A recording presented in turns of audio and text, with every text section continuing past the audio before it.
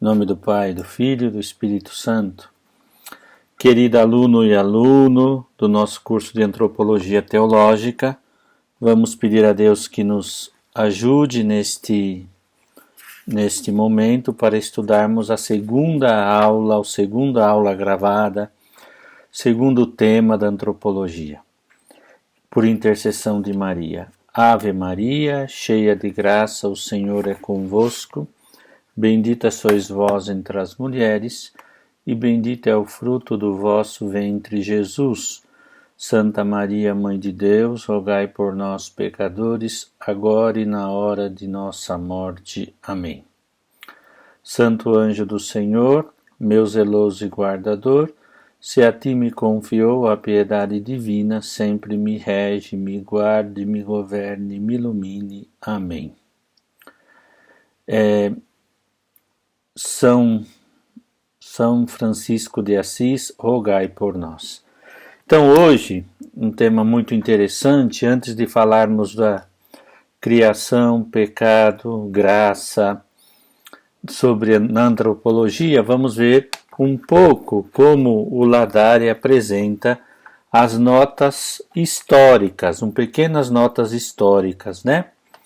Vocês terão depois no guia de estudo um pequeno 3 pontos, alguns pontos, 1, 2, 3, sobre esse tema, né? E que é muito importante conhecer um pouco a história. Nós não podemos falar que encontramos nos primeiros momentos da história, na época dos padres, uma reflexão sistematizada. Encontramos reflexão sistemática falando do tema que envolve a criação, mas a antropologia propriamente dita organizada não, né? Aqui ele cita, por exemplo que eu vou ler aqui.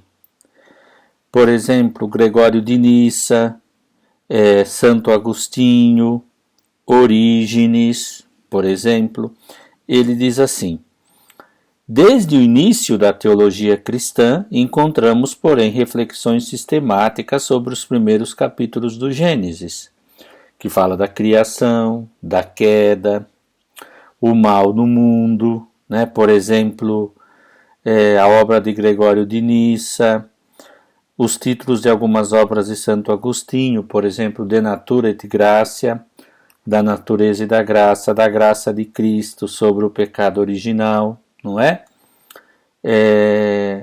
Sobre o De Principiis de Orígenes, por exemplo. Mas somente depois, mais adiante, com Hugo de São Vítor, como vocês virão aqui no esquemazinho, temos estruturado um talho antropológico. Quer dizer, o que é um talho? Já não é de temas paralelos, ele parece que se fixa no tema do homem, antropos. E ele estuda as óperas condiciones, que seria óperas condiciones, né? Por que o homem foi criado, como foi criado, por que caiu, qual foi a obra redentora de Cristo. Ele exerceu influência depois em Pedro Lombardo, muito interessante. Esse é o primeiro ponto que eu gostaria de dizer. Se temos Agostinho, Orígenes, que falam desses temas em outros tratados, que ele trata de tratar, não tem um tratado próprio de antropologia, tá bom? Deixa eu descer aqui a página, só para vocês terem uma de conjunto. Depois, São Tomás de Aquino trata de mais complexos temas concernentes à antropologia. Mas como? Vou apenas ler um pouquinho São Tomás de Aquino aqui. Primeiro, as noções fundamentais de antropologia encontram-se na primeira parte da Suma, enquanto trata do homem como criador de Deus. Assim, a antropologia vem depois tratado sobre a criação das criaturas espirituais, os anjos e das criaturas corporais, seguindo a ordem dos 6 dias. O homem enquanto simultaneamente criatura espiritual e corporal. Depois trata da criação do homem, e expõe tudo isso delongadamente na Suma. Depois fala das virtudes e os vícios. Na terceira parte da Suma, se na segunda e terceira trata das virtudes e dos vícios, no que se refere ao homem, não encontramos questões diretamente antropológicas. Apenas uma síntese da síntese, porque agora eu quero dar uns pontozinhos, como eu disse, eu quero narrar, não quero ficar descrevendo tudo, porque haverá o momento de descrever, ler mais alguns pontos, mas aqui é apenas criar a vocês entrando paulatinamente. São Tomás diz que para a gente aprender a estudar é como nadar, não se nada diretamente num rio fundo ou no mar, vai pelos riachinhos, né? Uma obra com características diferentes da Suma é o Brevilóquio, ou Brevilóquio de São Boaventura. Por quê? Como ele faz? Ele trata da criação na parte 2, imediatamente depois de ter estudado a Trindade, depois da criação em geral e da criação dos homens, fala-se do homem e de sua criação como corpo e como espírito. A parte 3, no Brevilóquio, ocupa-se do pecado. Começa com o pecado dos primeiros pais, segundo a narrativa do Gênesis, para em seguida tratar da corrupção e da transmissão do pecado original. Segue-se o estudo de outros pecados. A parte 5, depois do estudo interessante, o enfoque é sobre a graça. Então aqui temos alguns pontos muito interessantes na obra de nosso querido, nosso padroeiro Boaventura, não é? E aqui fala sobre os sacramentos, mas para ver que ele tem ainda uma sistematização aprofundada, mais simples. Criação, pecado, graça, vida sacramental, etc. E assim temos alguns dados até a Idade Média, podemos dizer, não é? Então, nós falamos aqui um pouquinho desses dois senhores que nos ajudam muito nesses pontos, Tomás e Boaventura. É só uma comparação, não é? Toda comparação é odiosa no sentido de que não refere tudo, mas nos leva a uma sistematização, que depois nós vamos ver como é importante. Tá bom? A época pós-tridentina. Essa época pós-tridentina seria o quê? Devido à questão da reforma protestante, há um enfoque no que se refere à questão antropológica. Claro, Lutero o que diz? Sola gratia, sola escritura, sola fede, solo Deus. O pecado corrompeu o homem, a natureza ficou totalmente corrompida e ferida. Isso influi muitíssimo como se dá na vida e na pastoral. E aqui, como exemplo, eu coloquei a obra teológica que ele cita aqui, o Ladária, de Francisco Soares, que podemos citar como exemplo, diz ele. Que eu também acredito que não precisamos. Depois dos tratados dedicados a Deus uno e trino, vem o estudo de Deo creaturam omne fectore, Deus que criou as criaturas, né, que fez as criaturas. Mas primeiro vem os anjos, depois as obras dos 6 dias da criação, dentre elas, obviamente, suma importância a criação do homem, considerado no seu estado concreto, em que, segundo o Gênesis, é realizado, ou seja, no estado de inocência em que o homem teria permanecido se não tivesse ocorrido o pecado.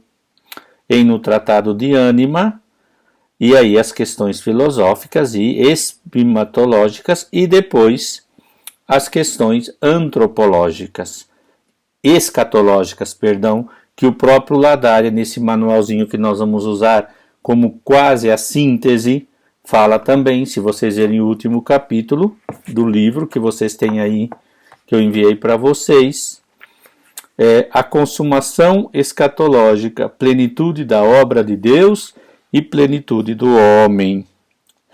Depois, aqui eu dei só o exemplo, quero que vocês vejam que não tenho intenção de esgotar nem tudo que o Ladaria falou, porque não nos é importante aqui, porque nós temos que ter uma síntese. Muitos outros seguem Soares, não Juarez, porque, por exemplo, a dogmática de Petávio, da Universidade de Salamanca, que fala sobre esse tratado. Criador, Deus criou, como criou, o homem pecou, Deus o levantou. Eu gosto de fazer essa síntese. Deus criador, que eleva o homem à graça, o homem peca, mas Deus o levanta. Tá bom? Bom, aqui temos essa bela síntese da época pós-tridentina. Não é tudo que se fez, mas o que mais nos apareceu, mas o que ficou em voga, em utilização. Eu sempre digo, eu também sou licenciado em História. Falar de História tem que ter sempre um ato de humildade muito grande, porque nós não temos acesso e não temos possibilidade de um curso que se trata de um tratado como o da antropologia, ver tudo o que se fez nas épocas sobre o tema. Quantos autores desconhecidos que têm tratado de outra forma, que esse período pós-tridentino, de Trento, né, a Contra-Reforma, como quiserem dizer, não quer dizer que só esses senhores escreveram sobre o tema. E a forma talvez até apologética foi feita de outra forma. Cabe a nós depois aprofundarmos na história da própria teologia, que é um tema que nos falta muito nas universidades. Eu mesmo, quando estudei, tive curso de História da Teologia, alguns seminários no mestrado que me foram muito valiosos, tá bom? Então vamos aqui. Do século XIX ao Concílio de Trento. Exemplos significativos de recordar seria a dogmática de Schieben, mais ou menos assim, que ele, embora tenha permanecido incompleta, como diz aqui Ladaria, com exceção da escatologia, também aqui depois dos tratados, olha, de Deus uno e trino, ele fala de Deus em relação com o mundo, ou seja, a criação. E ele segue a ordem tradicional do Gênesis. Nos teólogos anteriores, o homem ocupa um lugar privilegiado no conjunto dos tratados sobre a criação. Prosseguindo, fala-se depois da ordem sobrenatural, uma vez que ela foi destinada à criatura racional. Fala do pecado, entendido como contrário à ordem sobrenatural, que fora dedicado grande parte do livro. Fico aqui e demonstro que Schieben tem essa ideia clara, que trata essa questão antropológica nesses tratados, Deus, Criador, Unitrino, sempre ligado à Cristologia e à Soteriologia, que é um tratado. Eu mesmo, quando meu bacharelado de teologia, nós aprendíamos o tratado da Soteriologia. Deus cria pecado, criação e pecado, graça e como Deus salva, que é a soteriologia, que seria uma segunda parte da cristologia. Então Schieben parte mais por isso, né? E aí ele tem um bloco de assuntos antropológicos, porque Deus criou o homem, Deus elevou o homem à ordem sobrenatural, que nós vamos estudar, a graça, estado criatural elevado à graça, mas também fala sobre o pecado e a redenção, que seria a soteriologia. Soteriologia é o tratado da salvação. Então, vemos aqui outros tratados que vão surgir. Por exemplo, o primeiro a dar este título foi Palmieri, em 1888, porque ele cria de Deu creante et Deu elevante. Aqui cabe então o Palmieri junto ao nosso Schieben, certo?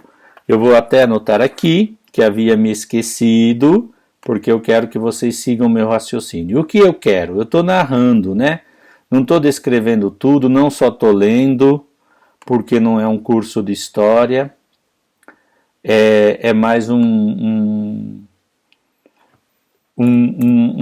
apresentação, uma conversa. Palmieri, tá? Palmieri, vocês vão lembrar que eu vou pôr entre parênteses aqui, para os senhores não esquecerem, tá bom? Vou traduzir. Deus Criador, e não se esqueça, elevador, ou elevante, vou pôr elevante como eu gosto aqui.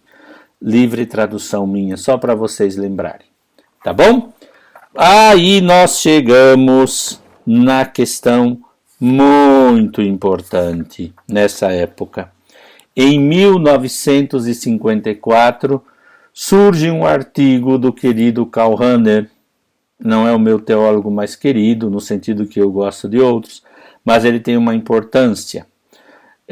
Num artigo de 1957, mas é muito querido, ele intitulado Antropologia Teológica, ele assinala, Karl Rahner, uma ausência de uma unidade de matérias sobre o nosso tratado e que seria oportuno estruturar o tratado que chamará Antropologia Teológica sobre o conceito de que a natureza do homem é capaz de receber a graça e usa conceitos transcendência, espiritualidade, até anotei aqui,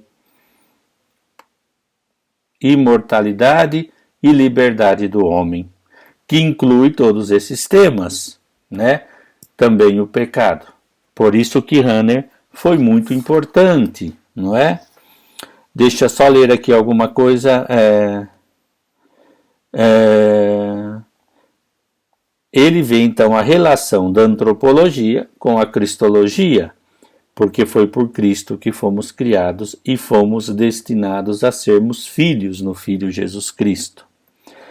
Ele estrutura bem nesse artigo e fala desses temas concernentes, que aqui para mim basta, tá bom? Nós não vamos poder estudar a essência de tudo que Rahner quis tratar, mas ele abriu as portas para hoje nós termos o Tratado de Antropologia Teológica um pouco mais organizado.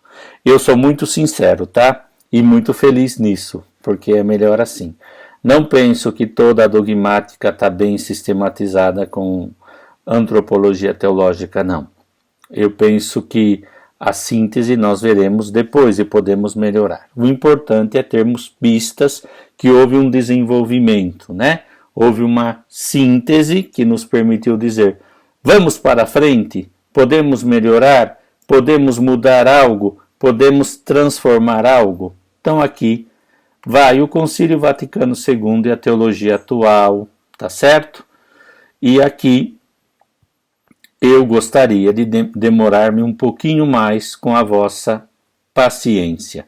E vou ler um pouquinho mais, tá bom? Tenham paciência porque seria oportuno. Porque me parece que o Concílio Vaticano II, ele aprendeu muito de todas essas descobertas, tá bom? Vou achar aqui. Diz assim o autor, eu leio um pouco, comento, leio, comento. O Concílio Vaticano II, como se sabe, não dedicou nenhum documento expressamente ao homem, não. Mas também é claro que a Constituição Gaudium et Spes sobre a Igreja no mundo contemporâneo nos oferece, sobretudo no início, uma válida síntese antropológica. Já em Gaudium et Spes 3, somos informados que o ponto central da exposição será o homem considerado em sua unidade e totalidade, e corpo e alma, e consciência, inteligência e vontade. Dada que os problemas do mundo que a Igreja quer iluminar constituem as alegrias e as esperanças, as tristezas e angústias do homem contemporâneo.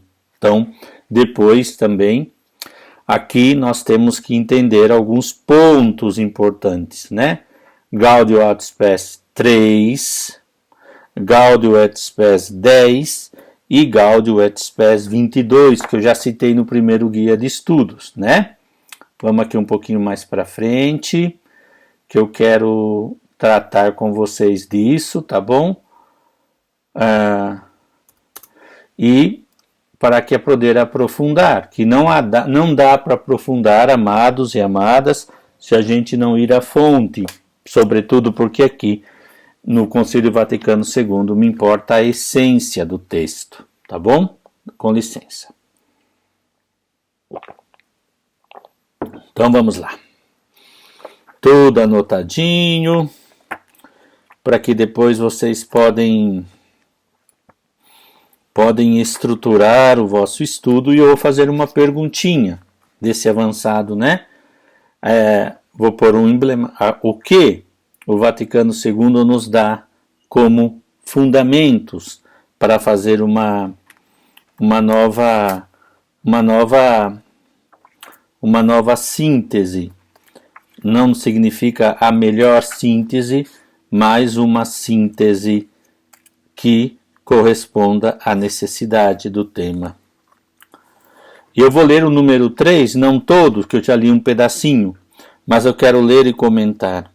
Em nossos dias, arrebatado pela admiração das próprias descobertas e do próprio poder, o gênero humano frequentemente debate os problemas angustiantes sobre a evolução moderna do homem, do mundo, sobre o lugar e a função do homem no universo inteiro, sobre o sentido do seu esforço individual e coletivo, e, em conclusão, sobre o fim último das coisas e do homem. Por isso, o concílio, testemunhando e expondo a fé de todo o povo de Deus, congregado por Cristo, não pode demonstrar com maior eloquência sua solidariedade, respeito e amor para com toda a família humana, a qual esse povo pertence, senão estabelecendo com ela um diálogo sobre os vários problemas, iluminando-as à luz tirada do Evangelho, e fornece ao gênero humano os recursos da salvação que a própria Igreja, conduzida pelo Espírito Santo, recebe de seu fundador humano. Esse é um ponto. Aqui, me perdoem um adendo, ou me concedam um adendo, eu acho que aqui está uma outra análise que nós temos que fazer. Como fazer com que a antropologia teológica dialogue com tudo que nós temos adquirido, questionado sobre a questão do mundo. Hoje, vocês sabem, pela toda essa polêmica da campanha da fraternidade, como é duro conversar com o outro no mundo tão polarizado. Mas a partir do que o documento fala, é a pessoa humana que deve ser salva, é a sociedade humana que deve ser renovada, e, portanto, o homem considerado em sua unidade e totalidade. Corpo e alma, coração e consciência, inteligência e vontade, que será o eixo de toda a nossa explanação. Ponto 3. Aqui tem um elemento que talvez eu vou fazer uma perguntinha, né? Como o Gaudium et Spes 3, onde nós percebemos a estrutura de apresentação do mistério do homem em Deus. Tá bom? Mas depois eu coloco. Muito simples. Como vocês viram, são sempre uma questão por semana, cada 15 dias mais ou menos, ou mais, eu vou organizando, que cabe 1,5 a 2 pontos, para que a gente faça 6, 7 perguntinhas, que serão a média final. O importante é estudar em paz. Eu dou uma aula gravada e outra para estudar, pesquisar e escrever. Sejam criativos. Aqui depois,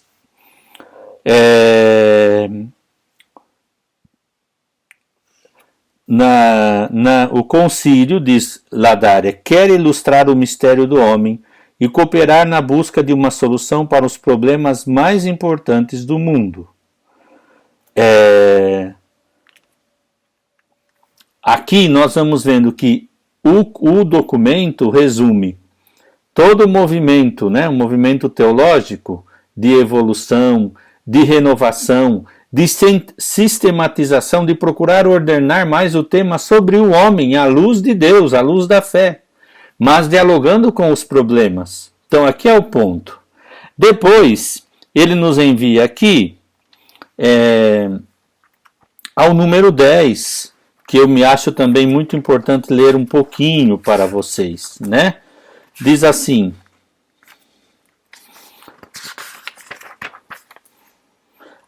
as interrogações mais profundas do gênero humano. Na verdade, os desequilíbrios que atormentam o mundo moderno se vinculam com aquele desequilíbrio mais fundamental e radicado no coração do homem, o pecado original, que nós vamos tratar depois. Eu cito assim: com efeito, no próprio homem, muitos elementos lutam entre si, enquanto, de uma parte, porque criatura experimenta-se limitado em muitas maneiras, por outro lado, porém, sente-se limitado nos seus desejos e chamado a uma vida superior.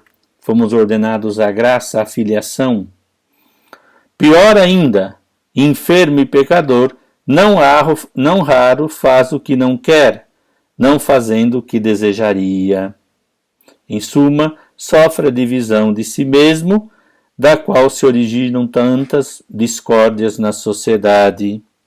Aí vem aqui o tratado. Deus criou o desejo do homem de ser capax dei mais em Deus Filho, tratado, e a cristologia.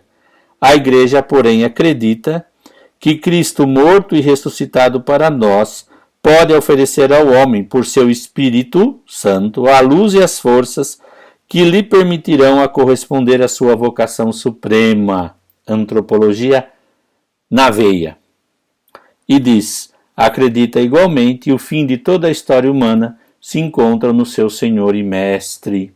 Além disso, a Igreja, que sob todas as transformações permanecem muitas coisas imutáveis, que tem seu fundamento último em Cristo, o mesmo ontem e hoje e por toda a eternidade. Portanto, sobre a luz de Cristo, a imagem de Deus e primogênito de toda a criatura, o concílio pretende falar a todos para poder esclarecer o mistério do homem e cooperar na descoberta da solução dos principais problemas do nosso tema. Não se esqueçam que na Gaudet Spes está também o dedinho de Karol Wojtyla, São João Paulo II. Tá bom? Bom, tá aqui. Então, vou continuar aqui a apresentaçãozinha, o esquemazinho. Além dos diversos manuais que daí surgem no Concílio Vaticano II, deixa eu só descer aqui, lindinhos, que estou aprendendo aqui a trabalhar com a tela e o vídeo. Por exemplo, os manuais do Mysterium Salutis, você vai ver que a Gaudet Spes, o Concílio Vaticano II, oferece princípios para o desenvolvimento de uma antropologia teológica. Depois ele fala, né, por exemplo, o Mysterium Salutis, fala e chega ao que eu gostaria de falar. Dois professores da Gregoriana, em 1970, quando o Brasil ganhou o tricampeonato mundial, acho que é isso. Os professores da Gregoriana, Flick e Alzegui, publicaram seus Fundamentos de uma Antropologia Teológica. Coloquei Fundamentos da Antropologia, que é uma reelaboração de temas presentes em outros livros dele, como O Criador no Início da Salvação e o Evangelho da Graça. E aparece aí o cristocentrismo baseado naquilo. Lembra de Gaudet Spes 22, que nós já estudamos. Só Cristo revela ao homem o que ele é. Aí, nesses autores, aparecem aqui o signo de Cristo, o pecado de Adão, a graça de Cristo. Me parece que é muito claro a cristologia e antropologia. Mas chega Colombo, que pede uma maior unidade na matéria. Por exemplo, a ordem tradicional deveria ser modificada para iniciar com o plano de Deus, a história da salvação. Imagina, gente, que aqui nós temos um outro grande ganho no Concílio Vaticano II, que é a Dei Verbum, sobre a palavra de Deus, sobre aquilo que nós estudamos na antropologia, o que estudamos na teologia fundamental, que sobretudo é o Tratado da Revelação, História da Salvação, Sagrada Escritura, Tradição, Magistério. E alguns manuais chegam à questão do ateísmo, que trata também a Gaudium et Spes, mas sobretudo a questão do ateísmo prático, daqueles que vivem como se Deus não existe. Então essa reunificação de Colombo é uma grande abertura para nós. E no último ponto, eu ponho um pouco meu dedinho, sugestão,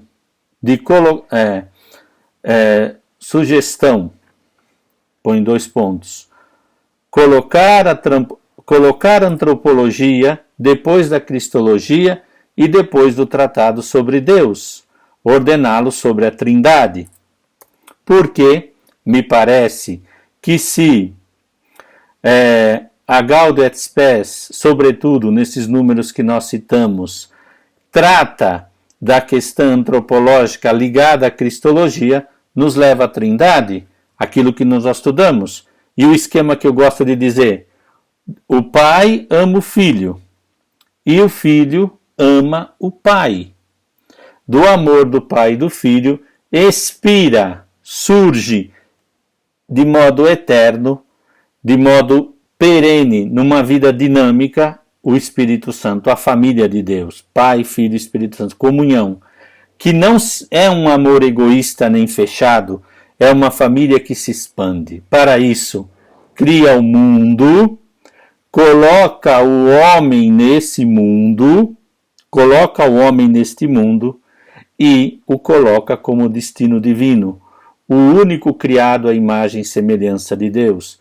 E eu sempre digo, quando eu faço meus esquemazinhas pessoais, quando eu digo que o homem é criado à imagem de Deus, com esse esquema, né, simplório meu, criado é um ser criado de corpo e alma espiritual, ou com uma realidade psicofísica espiritual, que tem em si alguns elementos, algumas faculdades, dotado de inteligência, liberdade, vontade, por isso capacidade de amar, dotado de moralidade, a lei natural, e dotado de religiosidade, procura se encontrar com Deus, e Deus vem em Cristo. A cristologia ilumina a antropologia e faz com que o homem descubra que ele foi chamado a espiritualidade, a viver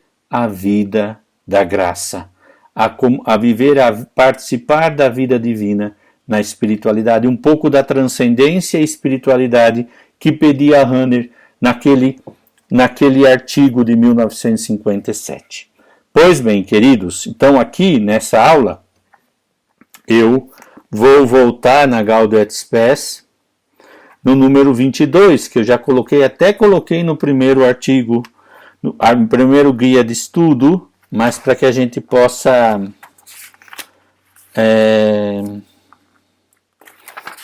entender isso, né? Na realidade, o mistério do homem só se torna claro no mistério de Verbo encarnado. Com efeito, Adão, o primeiro homem, era a figura daquele que haveria de vir, e é de Cristo Senhor, novo Adão, na mesma revelação do mistério do Pai e do seu amor. Cristo manifesta plenamente o homem ao próprio homem, e ele descobre a sua altíssima vocação. Cristo revela-nos o Pai, e se fazendo homem, faz com que o homem descubra a que ele foi chamado. E aqui, só para não ler tudo de novo, ele diz uma coisa que para mim é importantíssimo. Isso não vale somente para os cristãos, mas também para todos os homens de boa vontade, em cujos corações a graça opera de modo invisível. Eu vou colocar no guia de estudo alguns 4, 5 pontinhos do resumindo em palavras-chave e vou fazer uma pergunta, né? Eu vou colocar um trechinho da Gaudium et Spes 3 e vou pedir para você descreva com as suas próprias palavras, né? Como o Concílio Vaticano II nos dá luzes, linhas para entendermos uma teologia antropológica mais ordenada. Aí você escreve com suas palavras 10, 15 linhas. Tá bom, eu vou formular bem, vou colocar para você. Veja bem, temos uma aulinha de 35 minutos. Você agora tem mais que uma aula para ler tudo isso. Aquilo que você não entendeu porque eu não pude, porque veja bem, ficar numa aula gravada só lendo fica difícil. Eu preparo, dou algumas pistas e coloco alguns insights meus do que me parece mais importante, para que você construa o seu pensamento e para que você possa desenvolver esse pensamento, não? E nossa, tantas coisas vêm à nossa cabeça. Mas sempre com uma pergunta simples e um material para você estudar, será possível que você possa sistematizar esse sentido mais profundo revelado em Cristo, sem esquecer a Trindade, que dá elementos de uma antropologia e que podemos falar, por exemplo, a questão dos imigrantes, que o Papa acende muito, a polarização, a violência, a ideologia da separação, a questão feminina, a questão da discriminação racial, a questão da pobreza, a questão da mídia, né, dos fake news, todos esses temas que sempre alinhados à questão do homem, né, a questão da vida.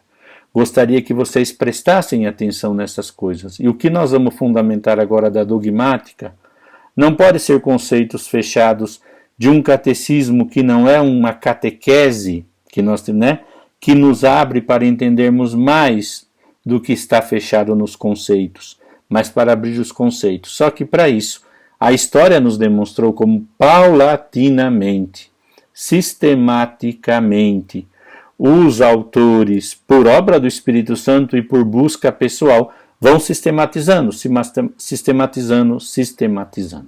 Tá bom? Era isso que eu queria dizer. Agradeço imensamente a vossa atenção. Não estou querendo ser pesado, quero narrar mais e descrever menos, ler menos a descrição para dar algumas informações para a nossa formação. Pense que você tem que construir o seu depósito de conhecimento sobre essa matéria e que Nossa Senhora nos ajude. Glória ao Pai, ao Filho e ao Espírito Santo, como era no princípio, agora e sempre. Amém. Boa semana, paz e bem.